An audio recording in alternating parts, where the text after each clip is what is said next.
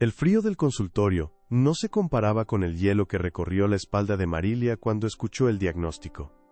Una enfermedad de transmisión sexual. Las palabras del médico resonaron en el silencio aséptico de la sala, mientras su mente se negaba a aceptarlo. El viaje a casa fue una mancha borrosa de semáforos y náuseas. Al entrar en el lujoso ático con vistas a Madrid, encontró a Francisco haciendo una maleta, no para uno de sus torneos de póker, sino para algo definitivo. Con el informe médico temblando en su mano le exigió una explicación. Él la miró, no con culpa, sino con un desprecio gélido, y entonces, desde el umbral del dormitorio, apareció Sofía, la joven deslumbrante de su círculo de juego, quien sentenció su destino con una sonrisa cruel. Hay partidas que simplemente ya no se pueden remontar, cariño. Marilia sintió que sus rodillas cedían y se desplomó en el suelo, en un colapso silencioso, con la certeza absoluta de que todo por lo que había luchado se había vuelto cenizas. Antes de contarte cómo Marilia se levantó de esas cenizas para jugar su propia partida final, quiero hacer una pequeña pausa. Cuéntame, ¿desde qué ciudad o país estás viendo esta historia? Me emociona profundamente saber hasta dónde llega el eco de estas batallas silenciosas. Déjame tu comentario, que estaré leyéndote mientras esta historia continúa. Porque lo que Francisco y Sofía no sabían, es que habían subestimado a la jugadora más importante de la mesa. Pero para entender cómo Marilia llegó a este punto de quiebre, es necesario regresar en el tiempo. No a los últimos meses de mentiras, sino al principio de todo, cuando su vida era una melodía llena de promesas, y su corazón aún no conocía el silencio de la traición. Su historia no comenzó en los áticos de lujo de Madrid, sino en un pequeño pueblo blanco de Andalucía, donde el sol quemaba la tierra y los sueños eran un privilegio. Su violín, un viejo instrumento heredado de su abuelo, fue su pasaporte para escapar de una vida de limitaciones. Con un talento que rozaba lo milagroso, consiguió una beca para el Real Conservatorio, pagando sus estudios y el alquiler de un cuarto diminuto tocando en los cafés del barrio de las letras. Fue en una de esas noches, con el estuche del violín abierto a sus pies, donde Francisco la vio por primera vez. Él era carismático, seguro, un jugador de póker profesional que hablaba de la vida como si fuera una partida que siempre se podía ganar. La deslumbró con un mundo de cenas caras, viajes improvisados, y una seguridad que ella nunca había conocido. «Tú solo dedícate a tu música, mi reina», le dijo una noche, bajo la luz de un farol, «que yo me encargo de ganar la partida de la vida para los dos». Y Marilia, por primera vez en su vida, se permitió creer que el amor podía ser un refugio seguro. Por él, por esa promesa, sacrificó el sueño de su vida, un puesto en una prestigiosa orquesta en Viena que le ofrecieron al graduarse. Cambió los grandes escenarios por un trabajo más discreto y flexible, convirtiéndose en la profesora de violín más cotizada de la élite de Madrid, un rol que se adaptaba perfectamente a los horarios impredecibles de Francisco. El violín Stradivarius que él le regaló en su 5º aniversario, un tesoro inalcanzable, se convirtió en el símbolo de su elección, un instrumento magnífico que rara vez tocaba para un gran público. Su talento ante su libertad, ahora era un adorno más en la lujosa jaula de oro que él había construido para ella. Pero las jaulas, incluso las de oro, se oxidan con el tiempo, los primeros cambios fueron casi imperceptibles. Francisco llegaba cada vez más tarde, oliendo a un perfume caro que no era el de ella, y a un humo de cigarro que él había dejado años atrás. Las excusas eran siempre las mismas. Una mala racha en el juego, la presión de una partida importante, el estrés.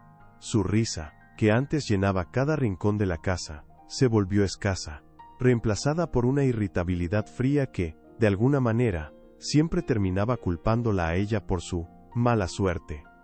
Luego, los signos se hicieron más evidentes. El celular, que antes dejaba olvidado en cualquier lugar, ahora dormía boca abajo en su mesita de noche, protegido por una clave que ella no conocía. Las llamadas misteriosas a altas horas de la madrugada que él contestaba en susurros en el balcón, cerrando la puerta de cristal a sus espaldas. Empezó a comprar ropa nueva, más juvenil y ajustada, y a criticarla de ella, sugiriendo que debería arreglarse un poco más. El distanciamiento físico se convirtió en un abismo. Cualquier intento de acercamiento era rechazado con un pretexto. «Estoy cansado, Marilia», o peor aún, «tu tristeza me quita la concentración para el juego».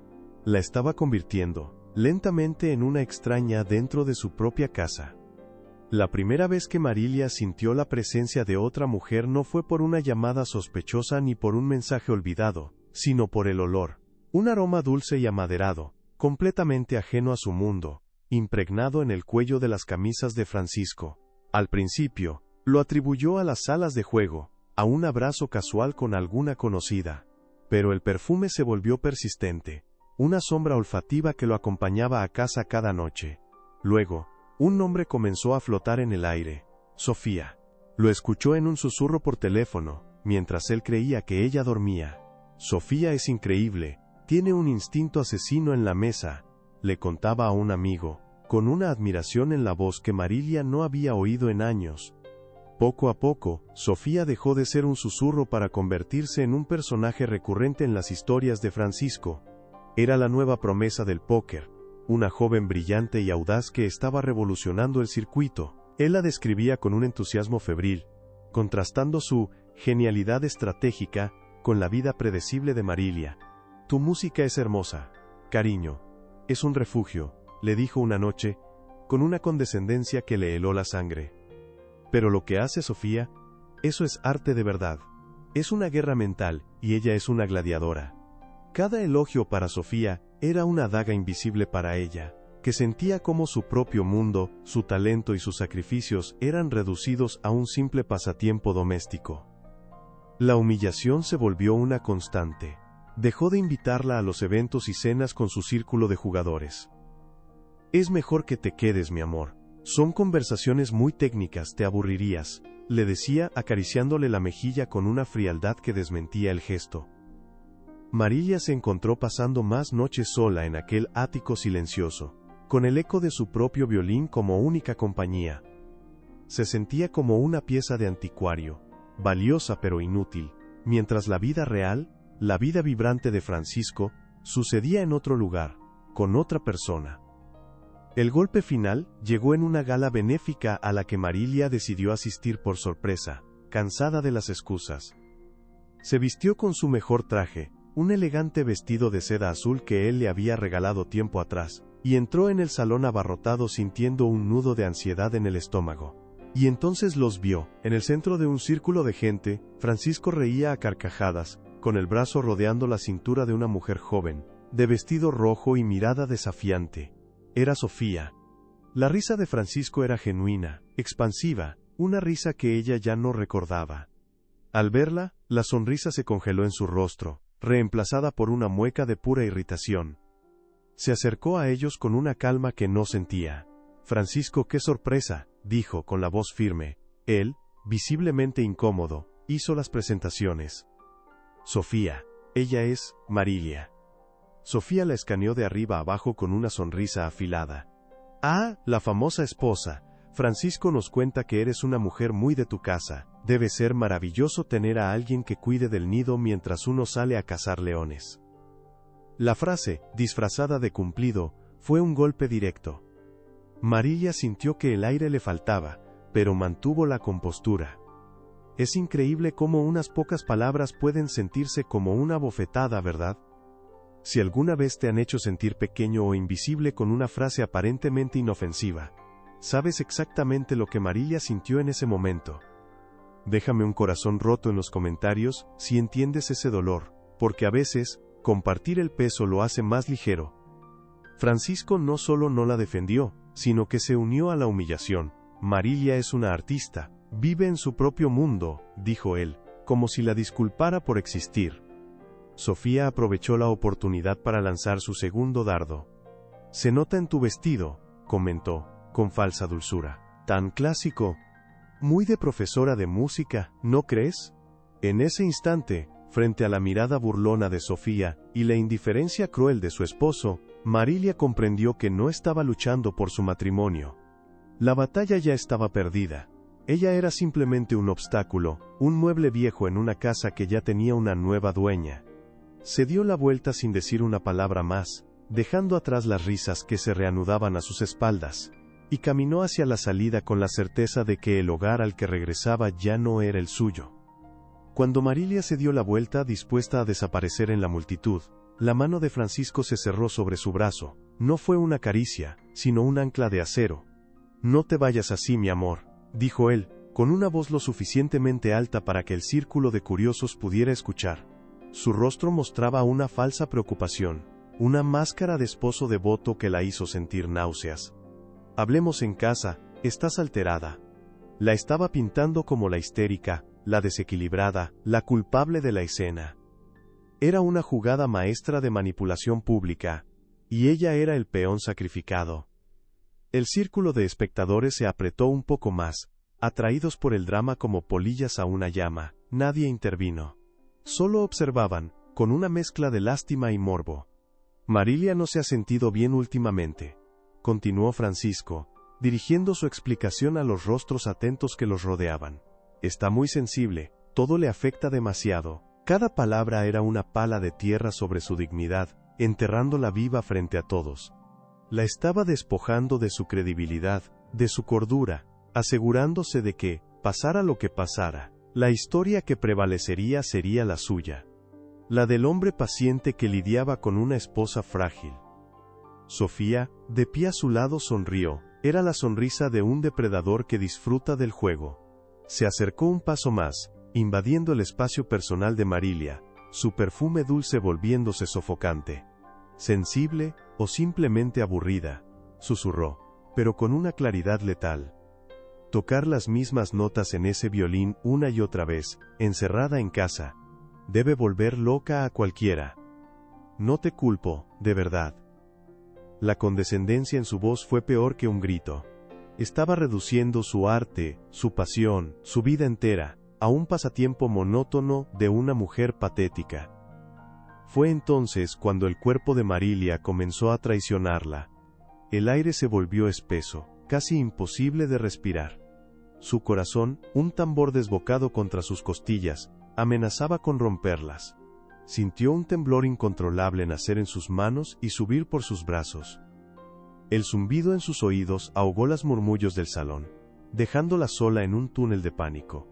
Todos esperaban las lágrimas, el grito ahogado, el colapso que confirmaría la historia de Francisco.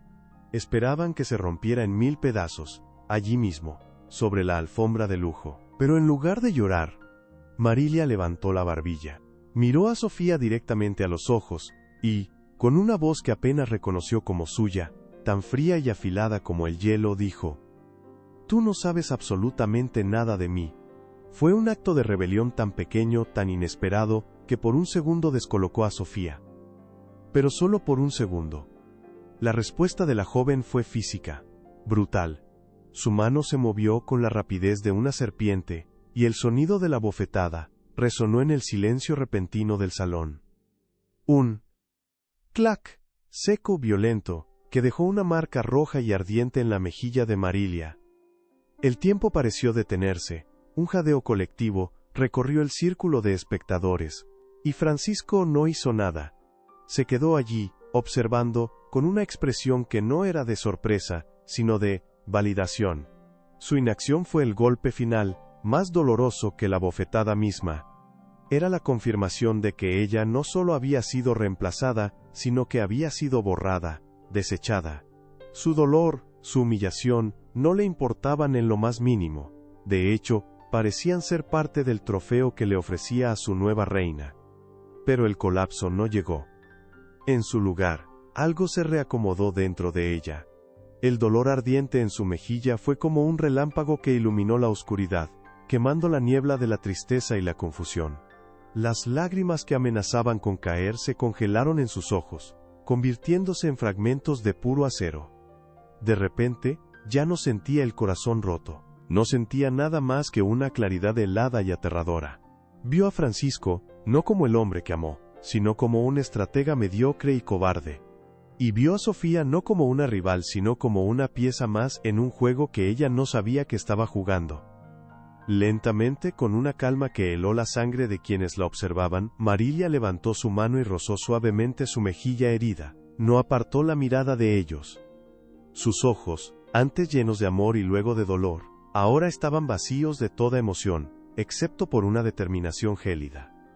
Sin decir una sola palabra más, se liberó del agarre de Francisco con un movimiento firme y se dio la vuelta. Mientras se alejaba, con la espalda recta y la cabeza en alto, supo que no estaba huyendo. Estaba retirándose del campo de batalla para planificar la guerra. Y en esa mirada final, Francisco y Sofía por primera vez, no vieron a una víctima, vieron a una oponente. Y sintieron un escalofrío que no supieron interpretar. El camino de regreso al ático fue un viaje a través de un túnel silencioso. Marilia no lloró. Las lágrimas se habían secado en la gala, cristalizadas por el fuego de la bofetada y el hielo de la indiferencia de Francisco. Al entrar en el apartamento, el aire lujoso que antes la reconfortaba ahora la asfixiaba. Ya no era su hogar, era un escenario. El escenario de su humillación y pronto, el de su venganza. Se encerró en el estudio de música, no para tocar el violín, sino para mirar su propio reflejo en la madera oscura del instrumento. La mujer que le devolvía la mirada ya no era la misma. Sus ojos, antes dos pozos de melancolía, ahora eran dos fragmentos de obsidiana, duros y cortantes. La música se había detenido. En su lugar había nacido una estrategia. A la mañana siguiente, Francisco la encontró en la cocina, preparando café. Esperaba encontrarla con los ojos hinchados, lista para una escena de gritos y reproches. Pero Marilia estaba en calma, con una serenidad casi antinatural. «Buenos días», dijo ella con una voz neutra, sin emoción. Él, desconcertado por su reacción, intentó una disculpa torpe. «Lo de anoche, Sofía se pasó de la raya. Y tú estabas muy alterada». Ella simplemente asintió, sirviéndole el café. «Estoy cansada, Francisco. Solo quiero descansar». Su aparente derrota fue la jugada más brillante de su vida. Él se relajó, convencido de que la tenía justo donde quería. Rota, sumisa, y demasiado débil para luchar. Se fue silbando, camino a una nueva partida, sin saber que la más importante ya la estaba perdiendo. En cuanto la puerta se cerró, la verdadera Marilia emergió. Fue directamente al despacho de Francisco, a la caja fuerte oculta detrás de un cuadro. No buscaba dinero ni joyas, buscaba papeles. Con manos firmes sacó una carpeta de cuero que nadie sabía que existía. Dentro, el título de propiedad del ático, no a nombre de un fondo de inversión extranjero como Francisco creía, sino a nombre de una sociedad anónima, Tempo Forte, S.A., y la única administradora y accionista de esa sociedad era ella. Su abuelo, el agricultor andaluz, siempre le decía: «Hija, nunca siembres toda tu cosecha en el campo de otro». Durante años la mitad de lo que ganaba dando clases a los hijos de la élite madrileña había ido a parar a esa fortaleza silenciosa. Hizo 2 llamadas. La primera a un número guardado bajo el nombre de afinador. Era el contacto de un abogado implacable, el padre de uno de sus alumnos más talentosos, un hombre que le debía más de un favor. La conversación fue corta y precisa. «Necesito ejecutar la cláusula de propiedad. Desalojo inmediato. Discreción absoluta». La segunda llamada fue a su gestor de inversiones, el mismo que la ayudó a construir su patrimonio secreto. «Liquida las posiciones de riesgo, transfiere todo a una cuenta segura, y bloquea cualquier acceso a la cuenta conjunta. Quiero que cuando mire solo vea telarañas». No había ira en su voz, solo la frialdad de un cirujano a punto de extirpar un tumor. Marilia tenía 2 caminos: dejarse ahogar por la traición o construir un arca para sobrevivir al diluvio que se avecinaba. Ella eligió construir. Y ahora quiero preguntarte a ti, que estás al otro lado de la pantalla, ¿qué harías tú en su lugar? ¿Te hundirías en el dolor o buscarías la forma de recuperar tu poder? Escribe en los comentarios tu respuesta, porque cada batalla es diferente, y me interesa saber cómo librarías la tuya. Los días siguientes fueron un teatro de engaños. Marilia se movía por la casa como un fantasma, interpretando a la perfección el papel de la esposa devastada. Mientras tanto, su teléfono, colocado estratégicamente, grababa las conversaciones de Francisco.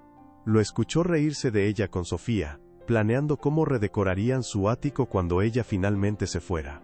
«La pobre está destrozada, no sabe ni dónde está parada», le decía él, con una mezcla de lástima y desprecio. Cada palabra grabada no era una herida, era munición. Cada risa era un clavo más en el ataúd que ella estaba construyendo para su vida juntos. Mientras él jugaba a las cartas, ella jugaba al ajedrez. Documentó cada gasto extravagante que él hacía desde la cuenta conjunta, cada transferencia sospechosa, cada mentira. Contactó discretamente al conserje del edificio, un hombre mayor al que siempre había tratado con amabilidad y respeto, y le aseguró una generosa bonificación por su lealtad y cooperación en los días venideros. El Stradivarius, su magnífico violín, permanecía en su estuche. Su silencio era elocuente. La artista había dado un paso al lado para dejar que la estratega tomara el control. La sinfonía de su venganza estaba completamente escrita. Solo faltaba que el director diera la señal para que la orquesta comenzara a tocar.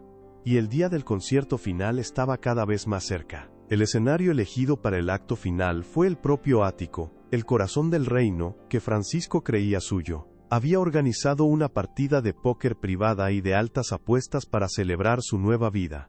El aire vibraba con el humo de puros caros, el tintineo de los vasos de whisky y las risas arrogantes. Sofía, sentada a su lado como una reina consorte, jugaba con una pila de fichas, radiante en su vestido de seda roja. Francisco estaba en su elemento, contando anécdotas, y burlándose sutilmente de la fragilidad de Marilia, ante una audiencia de tiburones financieros y jugadores profesionales que asentían con sonrisas cómplices.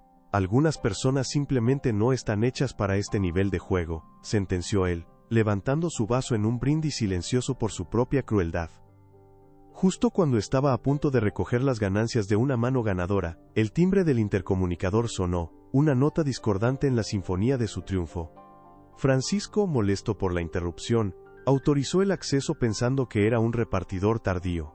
Pero quien apareció en la puerta no fue un joven con una caja de pizza, sino un hombre de mediana edad, con un traje impecable y un maletín de cuero. Era el abogado de Marilia. «Buenas noches, señor García», dijo el hombre con una calma glacial. «Disculpe la interrupción, pero tengo asuntos urgentes que tratar con usted». Francisco soltó una carcajada. «Lo que sea puede esperar, estoy ocupado». El abogado no se inmutó. «Me temo que no puede esperar. Se trata de su desahucio de esta propiedad». El silencio cayó sobre la mesa de póker. Las risas se congelaron. Francisco lo miró, incrédulo. «¿Desahucio? ¿De qué diablos habla? Yo pago el alquiler de este lugar». El abogado sacó una carpeta de su maletín y deslizó un documento sobre el tapete verde, junto a las fichas y las cartas. «Este es el título de propiedad. El inmueble pertenece a la sociedad Tempo Forte S.A. Y según este otro documento», añadió, deslizando una segunda hoja, «la administradora única y accionista mayoritaria de dicha sociedad es la señora Marilia Soler. Tiene 24 horas para desalojar las instalaciones». La cara de Francisco pasó del rojo de la ira al blanco pálido del shock. Miró a su alrededor, a los rostros de sus amigos, que ahora lo observaban con una curiosidad morbosa. Mientras su mente intentaba procesar el golpe, su teléfono vibró sobre la mesa. 1, 2, 3 notificaciones seguidas. Eran del banco. Con manos temblorosas, lo desbloqueó. El saldo de la cuenta conjunta. 1, 0, 0 euro. El límite de su tarjeta de crédito. 0, 0, 0 euro. Las acciones que compartían. Liquidadas. La fortaleza financiera que había construido sobre los cimientos del sacrificio de Marilia se había derrumbado en un instante, convertida en polvo digital. Levantó la vista y sus ojos se encontraron con los de Sofía. En ellos ya no había admiración, solo un frío cálculo. Vio a un rey destronado, a un jugador sin fondos, a un perdedor. El abogado, como un verdugo que disfruta de su trabajo, dio el golpe de gracia. Sacó un pequeño reproductor de audio. «Además, en cuanto a la demanda por daños morales, tenemos esto». Presionó un botón y la voz de Francisco llenó el silencio, clara y nítida, proveniente de una de las conversaciones grabadas. «La pobre está destrozada, no sabe ni dónde está parada. Es el momento perfecto para asegurarme de que no le quede nada». La humillación fue total, absoluta. Los jugadores comenzaron a levantarse, recogiendo sus abrigos en un silencio incómodo, deseando escapar de la escena del crimen. Ya no había nada que ganar allí. Francisco se quedó de pie, temblando de una rabia impotente, mirando cómo su mundo se desvanecía. Sofía fue la última en moverse. Se levantó, alisó su vestido y lo miró con un desprecio que era más doloroso que cualquier bofetada. Hay partidas que simplemente ya no se pueden remontar, cariño, le dijo, devolviéndole sus propias palabras como un veneno. Y yo nunca me quedo en una mesa perdedora. Se dio la vuelta y caminó hacia la puerta sin mirar atrás, sus tacones resonando sobre el mármol como los últimos segundos de un reloj. Francisco se quedó solo, en medio de un salón lleno de lujos que ya no le pertenecían, con una mano de cartas inútil, y el eco de su propia ruina como única compañía. La partida final había terminado, y él ni siquiera se había dado cuenta de que Marilia había cambiado todas las reglas del juego. A la mañana siguiente, el ático estaba en silencio. No quedaba rastro del humo de los puros ni del olor a whisky y derrota. El aire estaba limpio, casi sagrado. Marilia estaba de pie en el centro del salón, descalza sobre el frío mármol, sintiendo el pulso de la ciudad a través de la planta de sus pies. En sus manos no sostenía un teléfono ni un documento legal, sino su Stradivarius. Lo acarició con la yema de los dedos, recorriendo la madera pulida que había sido testigo silencioso de su dolor, y ahora lo era de su liberación. No sentía euforia ni un placer vengativo. Lo que sentía era algo mucho más profundo y sereno.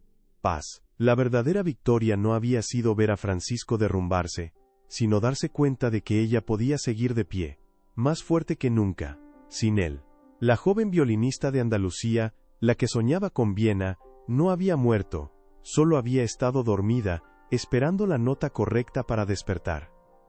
Lentamente, llevó el violín a su hombro, y por primera vez en años tocó. No era una pieza de Bach ni de Vivaldi. Era una melodía nueva, improvisada, que nacía de sus propias cenizas. Una melodía que hablaba de dolor, sí, pero también de resiliencia, de fuerza, y de un futuro que le pertenecía por completo. Mientras las notas llenaban el vacío, tomó una decisión. Vendería ese lugar. Sus paredes guardaban demasiados ecos de una música que ya no era la suya. Afuera, Madrid despertaba, un lienzo en blanco esperando una nueva partitura, y ella por fin, era la única compositora. La historia de Marilia nos enseña que la justicia, a veces, no es un grito, sino una sinfonía silenciosa y perfectamente ejecutada. Si tú también crees que ella hizo lo correcto y recuperó su dignidad, dale like a este video para que más gente conozca su fuerza. Cuéntame en los comentarios desde qué país nos estás viendo, me encantará leerte. Y no olvides suscribirte para no perderte más historias de justicia como esta.